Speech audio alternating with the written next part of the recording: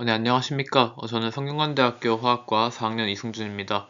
오늘은 스마트 팩토리 캡스톤 디자인 프로젝트 2 논문 요약 과제로서 ICLR 2025년에 게재 예정되어 있는 논문인 Multimodality Helps Few-Shot 3D Point Cloud Semantic Segmentation에 대한 논문 요약 발표를 진행하도록 하겠습니다. 제가 정리한 발표 자료를 바탕으로 왜 멀티모달리티가 퓨샷 3D 세그멘테이션에서 중요한지, 그리고 제한된 모델의 핵심 구성과 실험 결과, 그리고 제가 직접 시도했던 재현 실험 경험까지 발표를 진행을 하도록 하겠습니다. 네, 발표의 흐름은 다음과 같습니다. 우선 이 인트로덕션 부분에서 이제 배경과 문제에 대한 정의를 하고, 그 다음에 related work 부분에서 이 관련 연구의 맥락, 그리고 지금까지 시도되어 왔던 방법론들에 대해서 말씀을 드리겠습니다.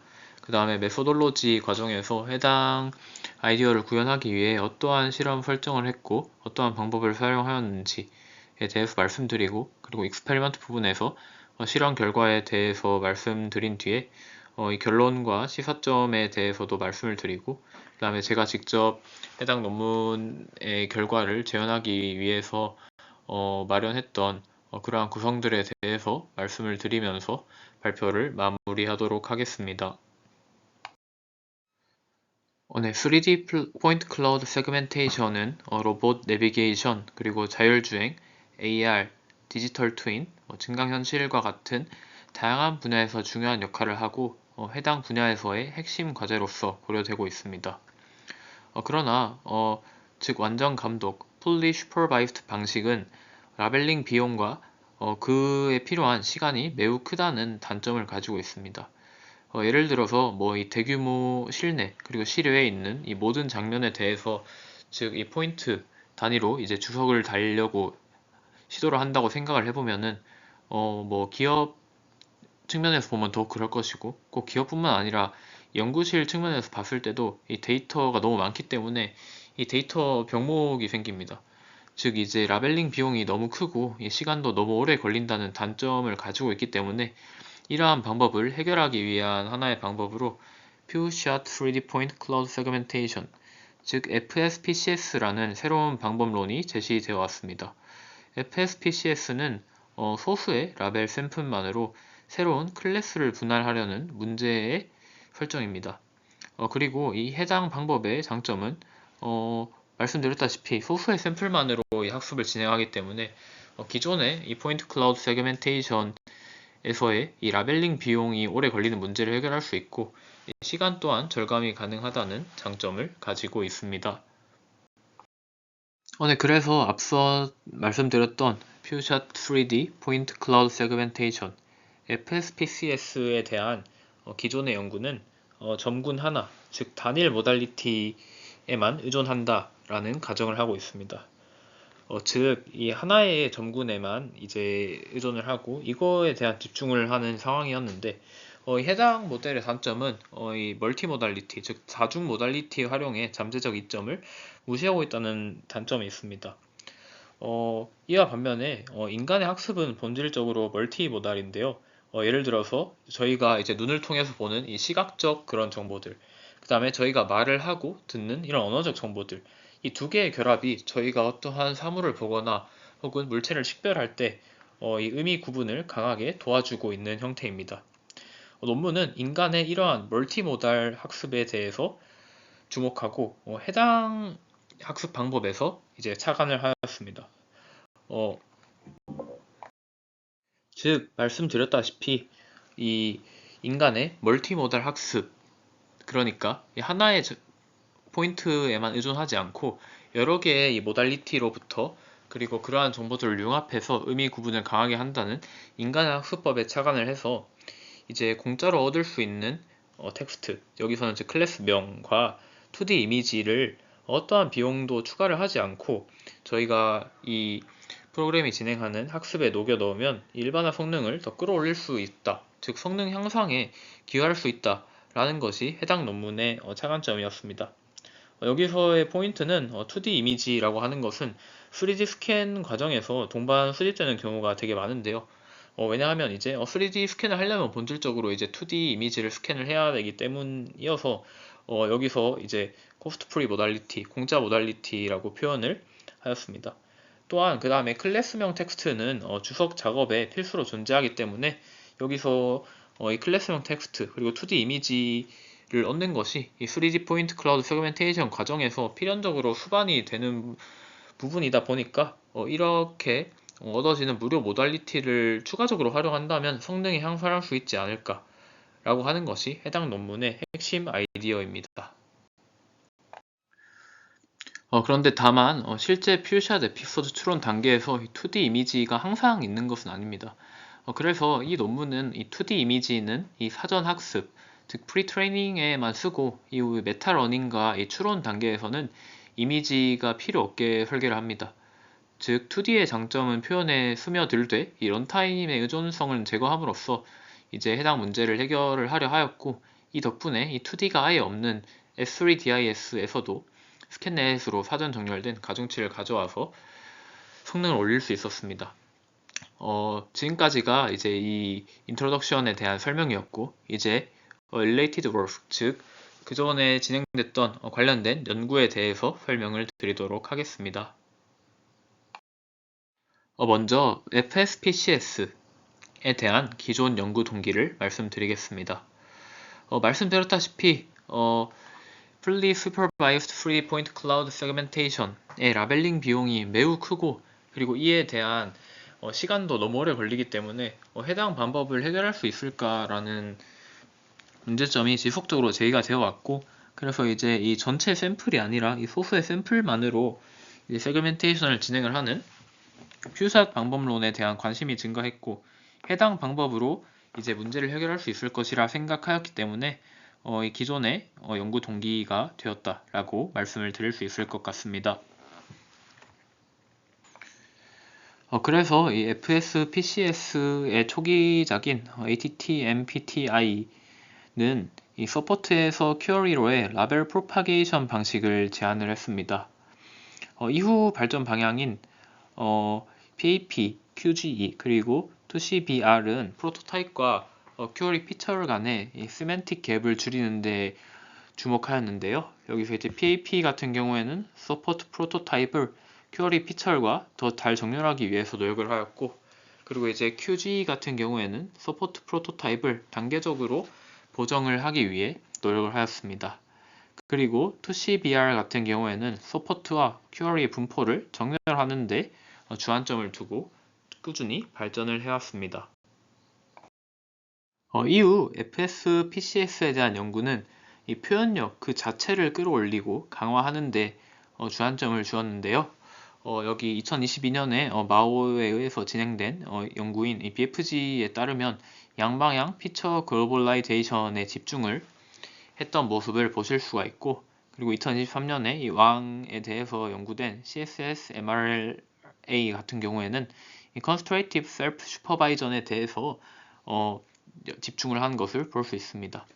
이후 이제 2023년에 이제 장에 의해서 연구된 SGAT 같은 경우에는 멀티스케일 피처 관계에 대한 탐색을, 그리고 이제 24년에 이 주에 의해서 연구된 SegNN 같은 경우에는 핸드크래프트 필터로 이 도메인 갭을 완화하려는 시도를 진행하였다고 볼 수 있습니다. 이후에도 꾸준히 발전을 해와서 최근에는 이제 2024년에 이제 코섹이라는 새로운 모델이 나왔는데, 이 해당 모델 같은 경우에는 기존 FSPCS의 문제점, 즉 기존 평가 세팅의 이 정경 누출, 그리고 이 희소 포인트 분포 문제를 짚고 이 새로운 합리적인 벤치마크를 제공하여서 의의를 준 바가 있습니다. 본 논문은 이 축 위에 이 멀티모달이라는 하나의 축을 더 더해서 그 다음 단계로 이제 도약하려는 시도를 하고 있습니다. 네, 지 릴레이트의 월크에서 이 전 슬라이드까지는 FSPCS의 기존 연구 동기, 그리고 선행 연구들을 살펴봤었는데요. 지금은 이제 멀티모달 3D 포인트 클라우드 세그멘테이션에 대한 기존의 연구 동기와 최근의 연구, 그리고 이제 후속 연구들을 살펴보도록 하겠습니다. 말씀드렸다시피 3D 세그멘테이션에서 이 단일 모달리티 포인트 클라우드에 대한 모델 성능은 지속해서 발전을 해왔습니다. 그런데 아까 말씀드렸다시피 하나의 모달리티를 가지고는 한계가 있기 때문에 해당 모델을 더 발전시키고 더 나은 성능을 가지도록 하기 위해서 이제 이 멀티 모달을 기반으로 한 접근이 필요한 상황이었습니다. 그래서 최근 연구를 살펴보면은 2D 이미지 기반으로 해서 이 두 가지의 접근법이 제시되었는데요. 크게 퓨전 기반과 디스틸레이션 기반 두 개로 나눌 수가 있습니다.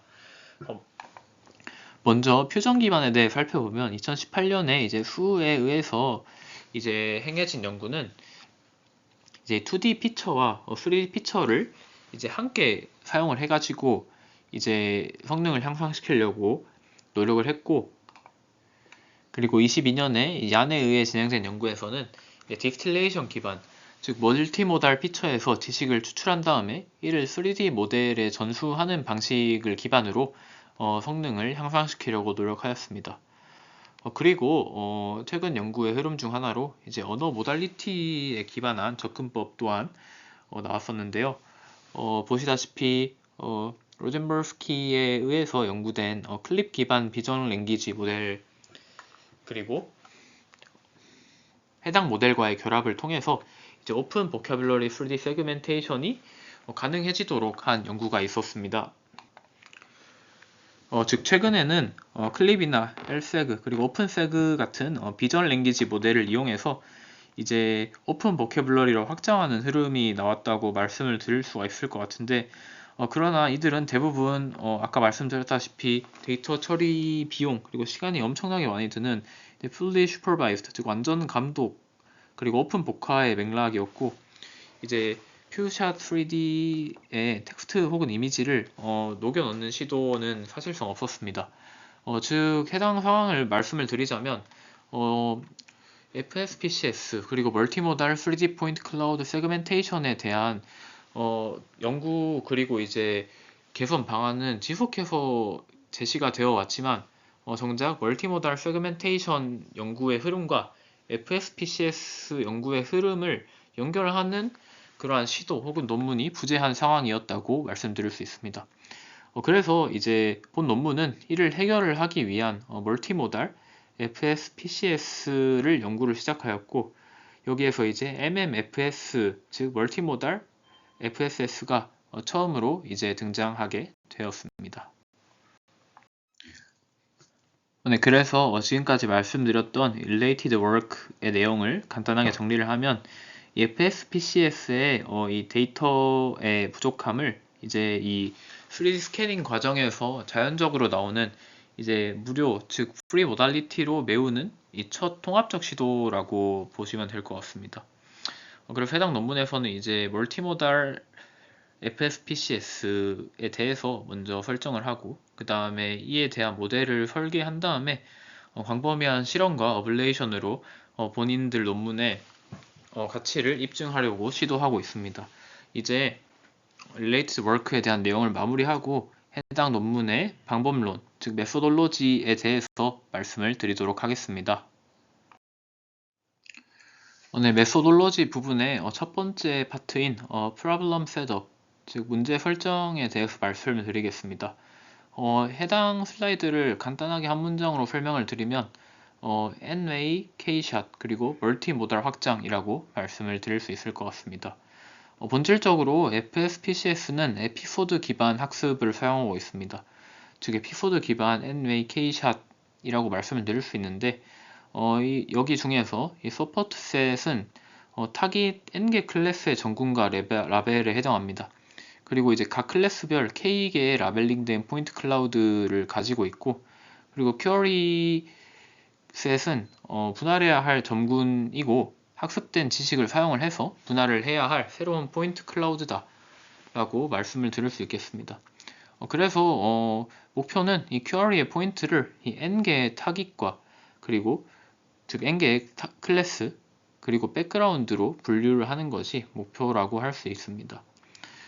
그런데 이 멀티모달 확장해서 아까 말씀드렸다시피 이 단일 모달이 아니라 이제 이 멀티모달 FSPCS에 대한 논문이라고 말씀을 드렸는데, 이제 그래서 이 멀티모달로 확장하는 과정에서 이번에 논문은 기존과 달리 두 가지의 모달리티를 추가합니다. 첫 번째는 이제 이 텍스트인데, 아까 말씀드렸던 클래스명입니다. 예를 들어서 뭐 그 레이블의 이름, 뭐 체어라든지 테이블이라든지 이러한 클래스명이라는 하나의 모달리티를 추가를 했고, 그다음에 두 번째로는 이 2D 이미지, 2D RGB 이미지를 추가했습니다. 아까 말씀드렸다시피 해당 이미지는 이 사전 학습에서만 사용하고 추론 시에는 이제 임의적으로 배제를 할 수 있어서 추론 시에 필요하지 않기 때문에 이렇게 두 가지의 설계로 이 데이터 비용 증가 없이 이 텍스트 이미지 정보를 가져오면서도 실전에서 이제 추론하는 이 파이프라인의 복잡도는 유지를 하기 때문에 학습 중에도 추가 어노테이션 비용 없이 활용할 수 있다 라는 장점이 있습니다. 밑에 보이시는 이 이미지는 논문에서 이 발췌한 이미지인데요. 유니모달, 즉 하나의 모달리티를 가진 FSPCS와 이 멀티모달 FSPCS를 비교하는 그림이니 참고해 주시면 이해하시는 데 도움이 될 것 같습니다. 네, 그 다음 슬라이드로 메소돌리지 중에서 이 논문에서 사용한 전체적인 이 방법론에 대해서 오버뷰를 하는 슬라이드에 대해서 말씀을 드리도록 하겠습니다. 말씀드렸다시피 이 기존의 문제는 이 세 개의 모달리티, 즉 3D 이미지, 그리고 텍스트 이미지, 그리고 이 2D의 이미지 이 세 개의 모달리티를 모두 포함한 FSPCS 데이터셋은 그 규모가 너무 작아서 이 세 개의 모달리티를 가지는 데이터셋으로는 직접 학습을 진행하기에는 조금 많은 어려움이 있었습니다. 이러한 문제점을 해결을 하기 위해서 이제 해당 논문에서는 이 사전 학습된 비주얼 랭귀지 모델, LSEG, 그리고 오픈세그와 같은 것을 활용을 하였는데요. 예를 들어서 LSEG의 텍스트 인코더를 통해서 이제 클래스명의 텍스트 임베딩을 추출을 하고, 그다음에 LSEG의 비주얼 엔코더를 통해서 2D 이미지의 특징을 생성한 뒤에 이제 3D 특징 학습을 이제 프리트레이닝을 통해서 지도를 했습니다. 그 다음에 인터모달 피처도 사용을 했는데요. 해당 특징은 3D 특징이 이제 2D 특징과 정렬되도록 학습된 특성으로 결과적으로 이제 텍스트 임베딩과도 정렬되는 특성을 가집니다. 여기 보시는 백본 더하기 if head, 그 다음에 uf head, 그리고 mcf, msf, 그리고 이제 테스트 타임 어댑티브 크로스 모달 컬래버레이션 TACC와 같은 구조들이 있습니다. 네, 그래서 전 슬라이드에 대해서 설명을 이어서 진행을 하자면 해당 모델은 이 공유 백본 위에 이 두 개의 헤드를 두고 있습니다. 첫 번째는 인터모달 피처의 줄임말인 이제 IF 헤드를 두고 있는데요. 이 IF 헤드는 이 3D 포인트의 특징을 이 2D의 특징 LSEG와 정렬하도록 학습을 합니다. 그래서 이제 앞에서 말씀드렸다시피 결과적으로 텍스트 임베딩과도 정렬되는 성질을 가지고, 그 다음에 유니모달 피처의 줄임말인 UF 헤드는 이제 순수 이제 3D 전용 표현을 유지를 합니다. 그렇게 해서 이제 사전 학습을 진행을 하게 되는데, 이제 사전 학습 단계에서의 핵심은 이제 LSEG 그리고 오픈세그의 2D 비주얼 인코더로 얻은 2D 픽셀 레벨 특징을 교사로 삼고, 그리고 3D 포인트의 이 IF가 이 해당 2D 특징을 시뮬레이션 하도록 코사인 유사도 손실로 정렬을 하게 됩니다.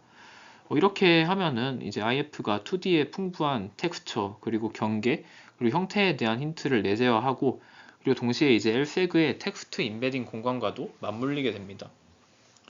여기서 조금 중요한 점은 사전 학습이 끝나면 백번과 IF는 고정을 하고, 이후에 이제 메타 러닝에서 UF와 상위 모듈들을 에피소드 학습으로 미세 조정을 진행을 하게 됩니다. 수식 관점에 대해서도 논문에 기술이 되어 있는데 해당 부분을 PPT에서 말씀드리기에는 조금 제약이 있는 것 같아서 해당 부분은 이제 논문을 참조해서 이해를 해보시면 좋을 것 같습니다. 네, 그 다음에 크로스 모달 인포메이션 퓨전 중에서 멀티모달 콜레이션 퓨전에 대해 말씀드리기 전에 MCF의 전 단계에 대해서 간단하게 말씀을 드리도록 하겠습니다. 퓨샷의 핵심은 쿼리 포인트가 이 서포트 프로토타입들과 어떻게 관계를 맺는지를 견고하게 계산하는 것이 바로 핵심입니다. 그렇기 때문에 프로토타입을 추출하는 과정에 있어서 이제 이 지원 포인트에서 포그라운드와 백그라운드를 나눠서 이제 가장 먼 포인트 샘플링, 그 다음에 포인트 투 샘플 클러스팅으로 이제 np개 프로토타입을 뽑게 됩니다. 이후에 이제 클래스랑 배경을 이어 붙여서 뭐 PI 프로토, PU 프로토 등을 완성을 하게 되고, 그 이후에 이제 콜레이션을 형성을 하는데 쿼리 포인트 특징과 프로토타입 간의 정규와 코사인 상관을 계산을 해서 이제 뭐 CI와 CU를 얻게 됩니다. 이렇게 진행을 하는 이유는 이 소수 샘플에서 한 번에 완벽한 프로토타입을 기대하기 어렵기 때문에 대신에 이제 두 표현 공간 IF와 UF에서 독립적으로 상관을 계산해서 상보성을 남겨준다고 할 수 있겠습니다. 이렇게 해서 MCF에 대해서 본격적으로 설명을 드리게 되면, MCF는 방금 계산한 인터모달러부터의 CI 그리고 유니모달러부터의 CU를 각각 리니어 프로젝션을 해서 이제 채널을 정리를 하고 합산을 해서 초기의 멀티모달 상관인 C0를 만듭니다.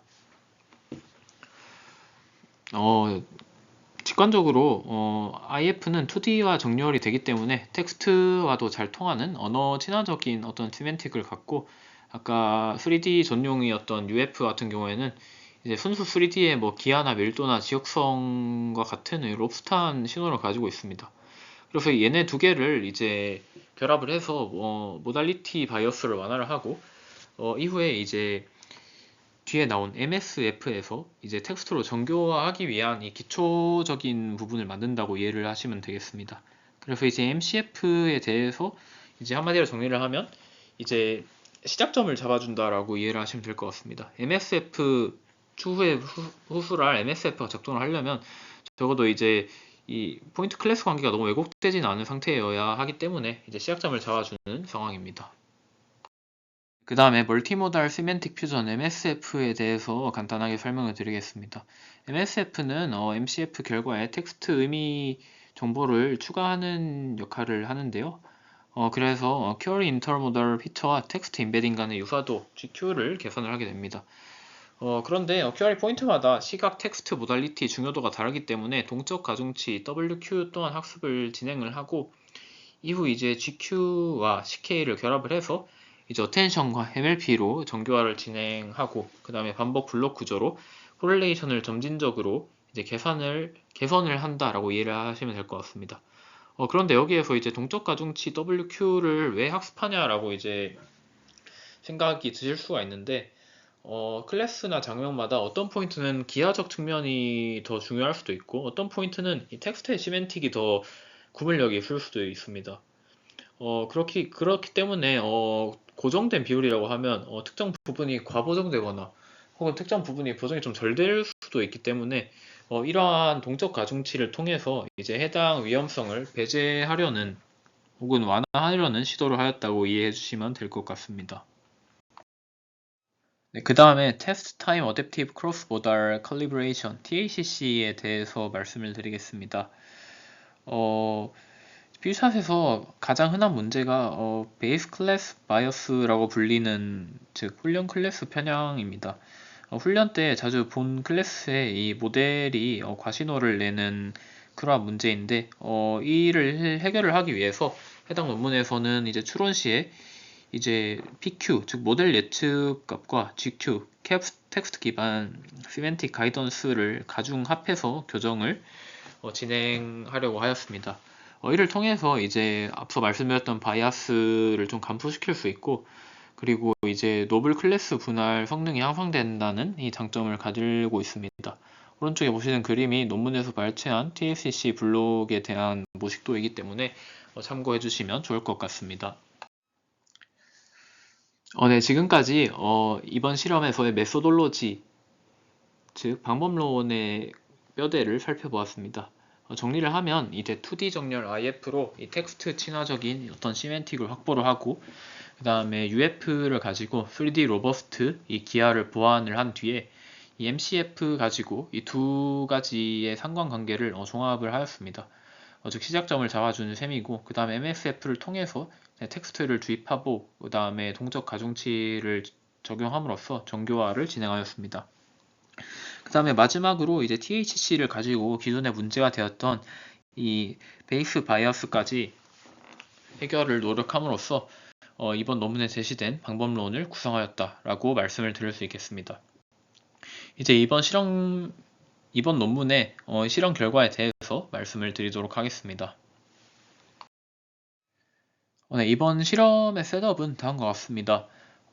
데이터 셋은 S3DIS 그리고 스캔넷 이렇게 두 개로 구성이 되어 있습니다. S3DIS에는 2D 이미지가 없고 스캔넷에는 2D RGB 이미지가 포함이 되어 있습니다. 전처리 모델 세부사 그리고 훈련 세팅 평가는 다음과 같은 조건에서 본 논문에서 실험을 진행을 하였는데 한번 슬라이드를 보시고 참고해 주시면 좋을 것 같습니다. 네, 그래서 이제 이번 슬라이드가 이 State of the Art Method 현재 이제 사용되고 있는 이 방법에 대한 비교를 나타낸 것인데요. 여기 보시면은 MMFSS 그러니까 멀티모달 뷰사 세그멘테이션의 같은 경우에는 이제 이 모든 세팅에서 직전의 이 소타인 이 코세그를 확실히 이제 상회하는 결과를 보이고 있습니다. 데이터 셋 기준으로 보시면은 스캔넷 같은 경우에는 이제 코세그 대비 3.41% 1A에서 그리고 2A에서는 9.92% 이상 향상이 된 것을 보실 수가 있고 S3DIS 같은 경우에도 이제 코세그 대비 4.5%, 8.58%의 성능 향상을 보이고 있습니다.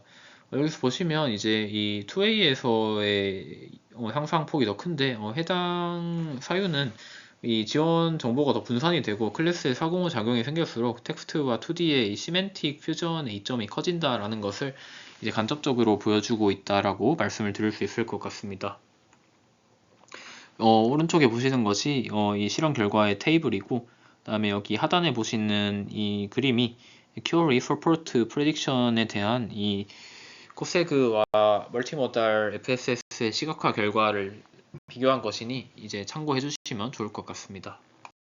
그 다음에 본 논문에서는 이제 어블레이션 스터디 또한 진행을 했었습니다.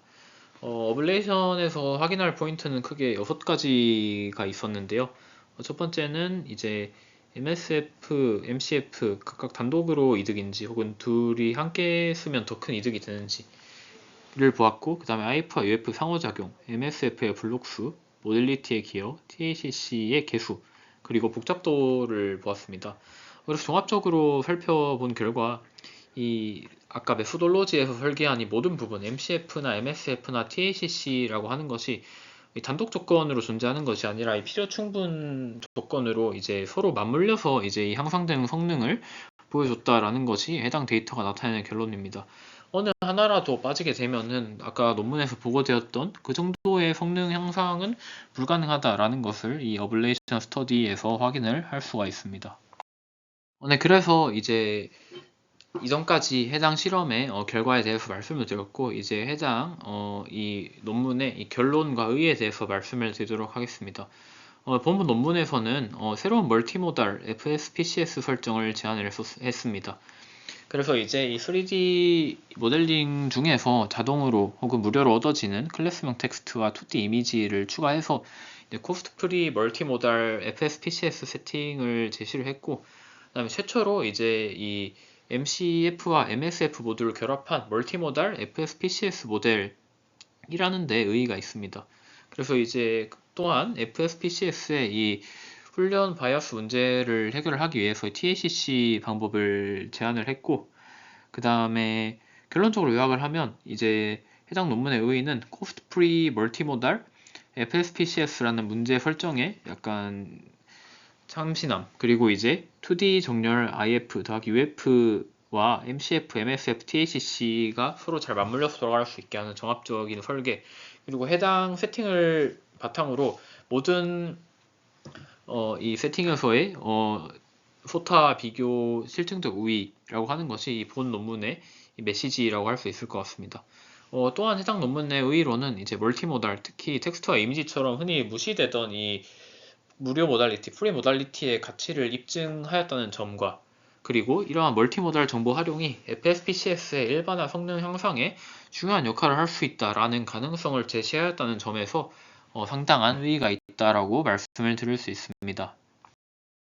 네, 그래서 지금까지 해당 논문의 간단한 요약을 말씀을 드렸고요. 그 다음에 제가 해당 논문에 나온 방법론 그리고 이제 그러한 것들을 재현을 하기 위해서 재현성 실험 또한 진행하려고 노력했습니다. 논문에서 사용한 실험 환경과 결과는 다음과 같습니다. 대규모 데이터셋을 사용해야 되기 때문에 CPU가 아닌 GPU를 사용을 하였고 컴파일러나 파이토치 프레임워크, 데이터, 메타러닝 설정과 같은 것은 제가 지금 슬라이드에 제시한 표를 참고해 주시면 좋을 것 같습니다. 네, 그래서 이제 논문에서의 그러한 실험을 저의 개인 노트북에서 재현성 실험을 진행을 하려고 하였는데 GPU가 없고 개인 노트북이라 이제 CPU를 사용하기 때문에 용량 문제로 논문에서 사용한 모든 데이터셋을 다운로드할 수 없었습니다. 그래서 이제 로컬 CPU 환경이라는 점을 고려를 해서 이제 구글 콜앱을 활용을 하여서 이제 전체 데이터셋이었던 S3 DIS 대신에 룸 하나만 추출을 해서 초소형 데이터셋을 구축을 하여서 재현성 실험을 진행을 하려고 하였는데 그럼에도 불구하고 원본 데이터를 다운로드하거나 이 전처리에 필요한 공간이 없어가지고 해당 방법으로는 이제 진행을 하지 못하였습니다. 오른쪽에 보시면 이제 구글 콜앱을 활용을 해서 이제 룸 하나만 추출을 하려는 초소형 데이터셋을 구축하려고 시도했던 과정의 내용입니다.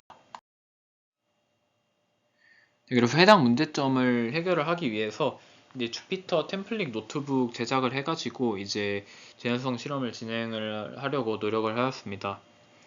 주피터 템플릿을 제작을 해서 이제 경로만 바꿔서 이 재실행을 가능하게 하려고 하였는데요. 이러한 방식으로 진행을 한다면 이 절대적인 수치 제한이 되지만 이 파이프라인의 각 스텝 전처리에서 IF 정렬, 메타러닝, 이 추론 TCC에 이르는 각 스텝을 모두 거쳐볼 수 있을 것이라 생각을 하여서 이제 진행을 하였습니다. 요약을 하면 이제 이 GPU가 아니라 저의 개인 노트북의 CPU라는 저장 공간 제약으로 인해서 전체 데이터셋 기반 실험이 불가능했기 때문에 이 로컬 주피터 템플릿에서 초소형 실험을 재현하려고 시도하였습니다. 지금까지 저의 타겟 논문에 대한 전반적인 요약 그리고 해당 논문에서 나온 방법론과 실험을 재현하기 위해서 제가 구현을 했던 방법에 대해서 소개를 진행하였습니다. 이상으로 스마트 팩토리 캡스톤 디자인 논문 요약 프로젝트에 대한 개인 논문 요약 발표를 마치도록 하겠습니다. 긴 시간 동안 경청해 주셔서 정말 감사드립니다.